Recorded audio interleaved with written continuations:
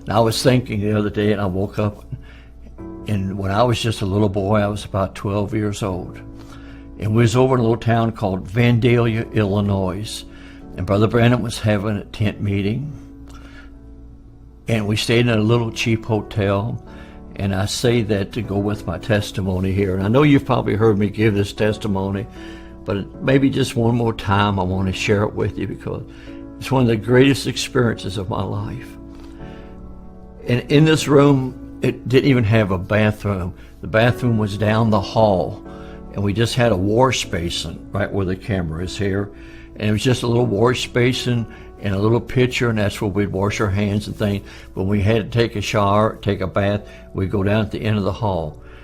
And I used to sell, in the meetings, I had a little apron, and I'd go down and I'd sell the little books.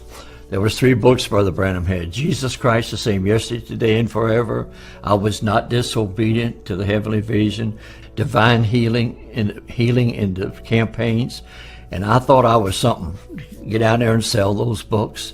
And Daddy would always, and I'd see the Lord move in the meetings. And as a kid, he'd tell us about these things and how the angel would meet him. And I remember one night, in this hotel room, we were sitting there, and my dad's brother was working with us at that time. He was driving a truck, and his name was Donnie, and he was the youngest of the brothers. And he and I and Dad were sleeping in the same room. And I don't remember, I know Dad says on tape that he took a pillow and threw it over and woke me up. All I remember, I woke up was a pillow across my face. And he had this pillow across my face, and he says, "Paul." I said, "Yes, sir." It was about 2 o'clock in the morning. And he says, "You know the angel that Daddy talks about?" I said, "Yes, sir." And he said he visited me tonight and was telling me some things and about the meetings and how to conduct the meetings and what was going to happen. And I said, "Yes, sir." And he still had the pillow across my face. And he says, and I asked him, "Could I wake you up? And could I wake up my brother Donnie?" And he said, the angel said, "You can wake up Billy." And he says, "Can he see you?" And the angel said, "Yes." He said, excuse me. He says, when Dad takes this pillow from your face, he says, "You know where the wash basin is over there?" And I said, "Yes, sir." He said, "He'll be standing there, and you can see him."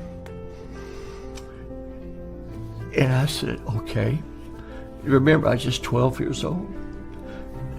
And he took the pillow from my face, and I thought it'd be an angel with wings flying around, but it wasn't like that.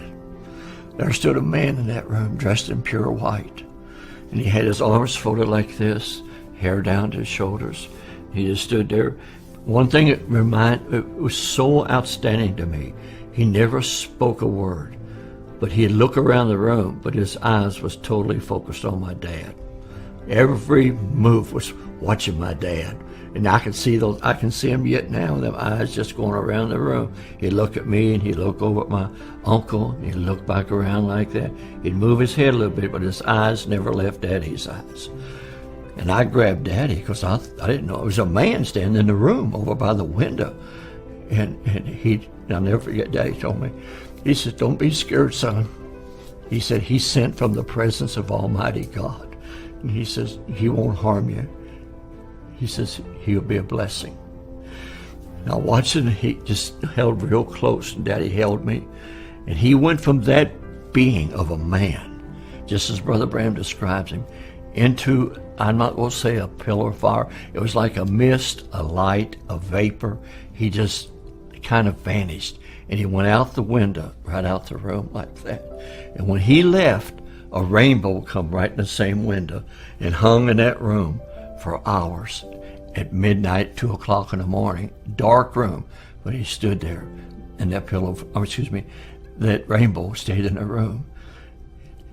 I felt a presence. And I asked my dad later, I said, "Why did that happen?" And he said, "Because I wanted you to see him." He said, "God called you to work with me, Billy, and I wanted you to see him and to know what Daddy was telling you was the truth." Not that I doubt it, but it was just such an experience, such a wonderful experience.